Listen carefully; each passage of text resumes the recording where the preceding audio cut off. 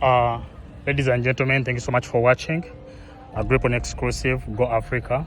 As an NGO, today we have amazing guests. They are here because of a purpose, as they're going to let us know.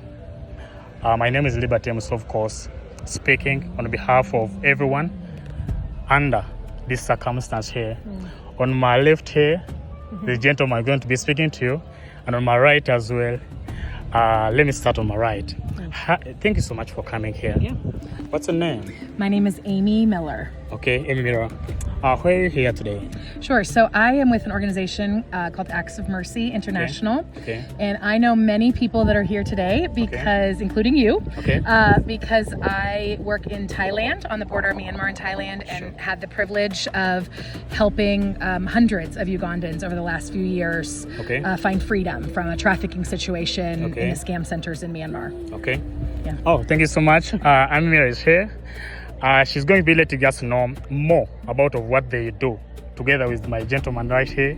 Can you introduce yourself to our dear viewers? So my name is Tana, Okay. and I run an organization called Global Advanced Projects, Okay. also on the border of Thailand and Myanmar, Okay. working to help victims of human trafficking return home after they've been caught out in the scam centers like Amy Miller. Okay. So why specifically here today? So we came back in order to just celebrate freedom and life with those who returned back. Because it's been the last 3 or 4 years, there's been quite a few hundred Ugandans that have been first trapped in Myanmar, found freedom, and we were a part of that story, whether it was for 5 minutes or it was for several weeks of supporting and helping Ugandans return home. And so today is a day of celebration. We came, we wanted to meet friends again, and we wanted to meet their families, and some of them had children since we've seen them last, and just celebrate what freedom meant, but also understand more about where they came from and who they are as people and as a community, and to try to encourage them to remain a community in order to help strengthen one another in their return back. There are some people that have been back here for several years and some that have just returned recently, and so it's helpful when you know that there's a community around you that you can respond together, and you can rely on one another, and you can encourage one another to get back your life that you've lost, and the time and the finances that you've lost, but also to celebrate freedom with one another. Okay, that's amazing. So in case someone has a question like, do you specifically help Africans? Do you specifically help Uganda? Or it is like globally that you're working with other countries? Yeah, so in our work on the border of Myanmar and Thailand, really we found ourselves in a situation where there are people from about 70 different countries that are stuck in Myanmar. And while we will serve any person that comes to us, what we have found over the years of doing this is that specifically the African countries really struggle to have representation in Thailand. That's just because of the diplomatic realities. They don't have an embassy in Thailand. And so we have been privileged and honored to really be able to step into that place on behalf of many African nations. So while we will serve anybody, we really have taken up the cause of Uganda, Kenya, Ethiopia, Ghana, Rwanda, Burundi, South Africa. It just really depends on where people are coming from. But I would say that Ethiopia, Uganda, and Kenya represent some of the larger amounts of people that are inside Myanmar. Have you ever asked yourself why it is those specific countries? Do you think it is just because of lack of some things in their home countries, or you think they're just stranded, they're looking for money?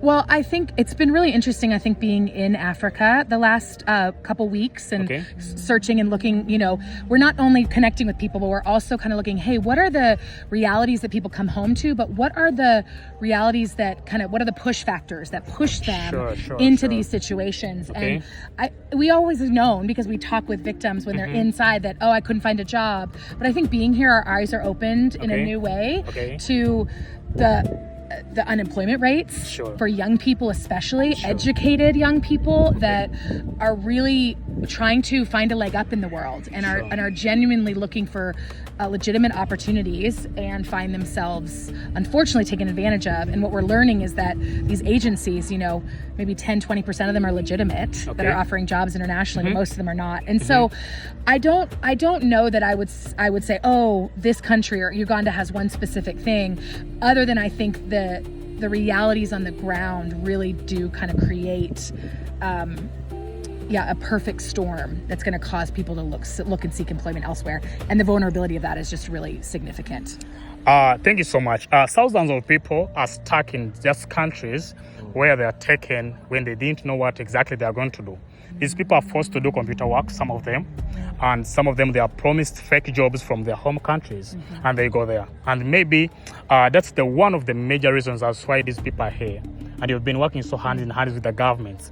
Should we expect, Mr. Tana, like that you guys pay with your own money, or you work with the governments of those people?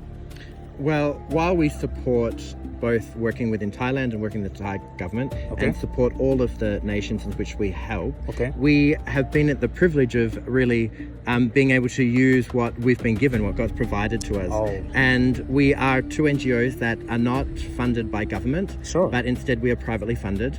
And the church has really arisen and stood up behind what we were doing.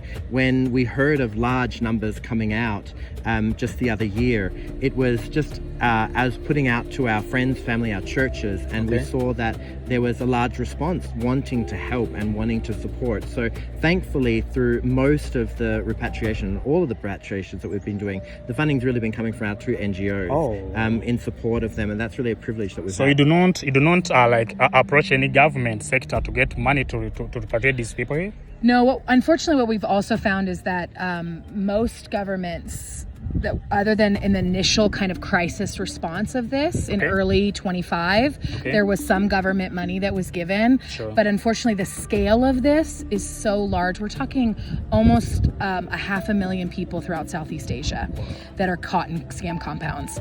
That number is overwhelming to any government. And unfortunately, we wish that there was more government funding available, but because of the mixed nature of this crime, you have both victims of human trafficking and you have complicit people that have chosen to go working knowing that they're going to scam somebody. And so that presents a really hard thing for governments to figure out how do we support that. And so I think what we're seeing is in the most recent, like last 5 months or so, it really has been, unfortunately, the citizens' responsibility to fund themselves when they get home. There is not government support. The scale of it makes it really impossible for any NGO to support that level of repatriation flights. And so that's the trend that we're seeing right now, is that most people are having to self-repatriate themselves. Oh, wow, that's amazing. So as Go Africa here, it's an NGO as well. When we heard about this, and then we had to come as one with an hashtag saying, say no to human trafficking. So it starts with us, before getting back to you. And then, Mr. Tana, right now, we do have a lot of people out there still stuck. And then how do these people reach out to you in case they need help? Because you're here for me now. It is like fortunate that I have you here, but then there's those people who do not have an access to you. How do they get to you? Like knowing that they are not scammed, they are with the right people, and of course contacting you as an NGO. Well, thankfully there is a lot of communication amongst nationals, both those who have returned back home and those who are still inside the scam compounds. Our phone numbers are usually widely spread. We can be found on almost every account possible, so whether it's Signal, WhatsApp, Viber, Line, you name it, we're there, Telegram. So often it's shared amongst survivors, have been shared with people that are still inside the compounds, and those who are inside the compounds share. If you don't have our details, you can easily go online to globaladvanceprojects.org or actsofmercy.com, and you can often find a way in which to reach out. If you tag human trafficking, we'll be able to get the emails, and then we can, if you provide your details, we'll be able to contact you directly. I would also say that because we know you, that they could reach out to Go Africa, and you would connect them, and that has happened a lot. As the network has grown, often we get a message, oh, my friend who's back in Uganda who you helped 2 years ago gave me your contact information. So they could, if you're willing, come to you and ask, and then you connect them with us. Thank you so much. That was great for talking to you. And then we are happy to have these people here in Uganda, and of course I don't know how long you're going to be here, and if we can still call more of our friends to come through and then learn more of human trafficking, because it is widely spreading now. And also we have some friends who are like fearing to show up their faces because everything was destroyed from their families, they lost jobs and everything, and now they are getting scared of getting out to speak of what exactly is going down there. which message do you have to those people who are now in fear of telling the public that I was a victim now? Okay. Yeah, I think often when you stay in that identity as a victim, okay, and this thing happens, it eats you alive. But the reality is that every person who's come back from Burma or come back from Cambodia has survived something amazing, and they actually have an amazing testimony to share. And while they stay silent, that they're in that kind of cycle of shame and unable to actually heal and go forward. What I would say is actually when you bring things to the light, when you talk about your story, if you find other survivors, sometimes I understand it's really hard to go to your family when they don't understand, or to somebody who has no understanding of your experience. But if you can find other survivors, and that's one of our hopes and goals of coming here, is networks of survivors that come together and support one another. And that's where you tell your story. It's a judgment-free zone, and people understand the complexity. So, but I would say that staying silent, you will only get so far in your healing. You can only push it down so far until you talk about what's happened. You need to talk about what's happened. And it's also true that there is a stigma, definitely for people that return, and that we do know that, and so it's a valid thought in their minds to think that I'm fearful because of the stigma that's going to come on. You've got to be the first to break that. You've got to be able to stand up and be brave past that, not just for yourself, but the people that are also feeling the same way.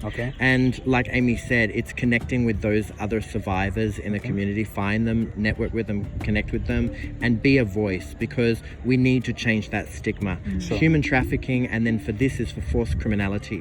What happened inside the scam centers, it's not their fault. And what they have to endure and what they have to overcome, they need to find freedom once they return home. And really, by breaking the stigma that is on them when they return, is really the way into their freedom and into being able to return to the workforce and return to their families and feel less of a burden. So what you're trying to communicate is that that's not the end. In case you was a victim, life can still move on. It should, yeah, absolutely. Okay, thank you so much. Go Africa, as an NGO here in Uganda, we are trying to get closer to these people so that we can work hand in hand, so that we can at least help some lives out there. And also we are committed to that. And please don't get tired of us reaching out to you, because for now you are the only hopes now we have now here. So reaching out to you, if I can give you a call, if I can give Amy a call, that means we can definitely communicate about anything there. And so that was great having you here. We still have more time to enjoy with you. We are here to celebrate life. We are here to celebrate surviving, preaching.